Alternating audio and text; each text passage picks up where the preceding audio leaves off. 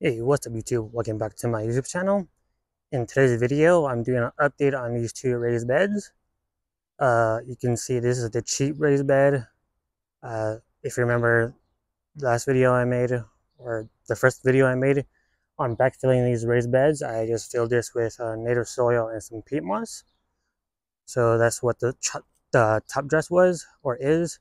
And the top dress on this one was grow mulch, just a bad compost you can buy at any big box store.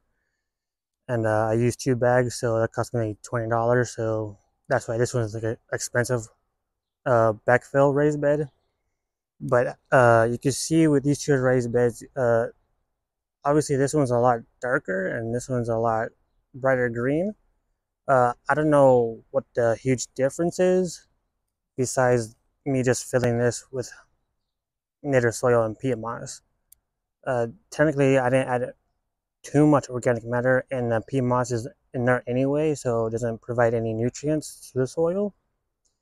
And while this one has the grow mulch compost, this one you would think would be doing a lot better with the greenery, but as far as I can tell, it's just a lighter green. Besides that, they're both growing pretty tall, and yeah, maybe because of how I filled this raised bed at first. If you remember at the beginning of the year, I filled this with my native soil and paper. So I'll just do layers of paper, my native soil and paper.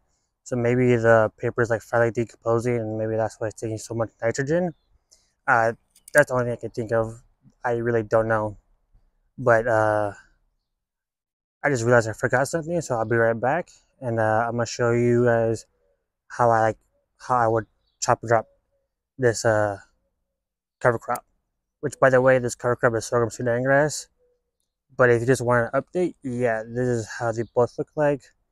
The left one is doing a lot better compared to my right one. Like I said, I think it's just because the paper is breaking down finally, or I shouldn't say finally, but it's breaking down enough where it's taking up a lot of nitrogen. While this one I had no paper, it just had my native soil. And when I first filled it up, I had logs in here, so maybe the logs is finally providing some nutrients to it. Even though this is technically my second year growing, but yeah. Anyway, I'll be right back. Okay, so like I said, I'm gonna chop this to the ground. All I'm gonna use is a old machete that I just recently sharpened, and yeah, I'm just gonna chop this down. You can see some of this sorghum is starting to go to seed, and I don't want it to go to seed.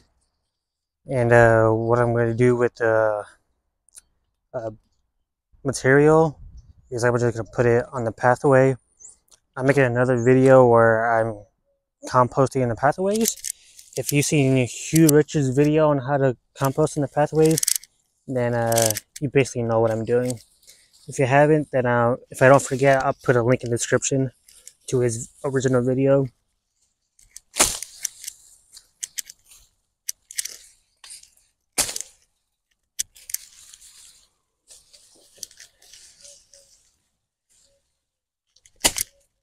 And for it being October, it's still getting pretty warm.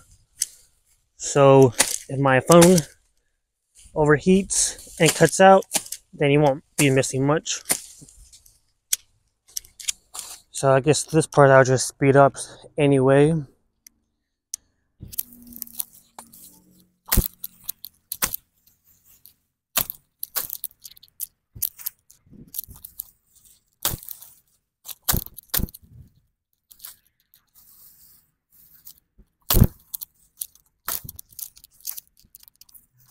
Okay, ladies and gentlemen, this is how the raised beds look like after I chopped everything. And here's a quick reminder, just on the, if you're gonna do the same thing, please be extremely careful because you can cut yourself. And I'm saying that because, yeah, I cut my thumb. You can see it's bleeding still. So I might have to replace the band-aid again, but yeah, I just got cleaned up real quick and then came back out and tried to finish it. So yeah, this is what the raised bed looks like. I finished everything.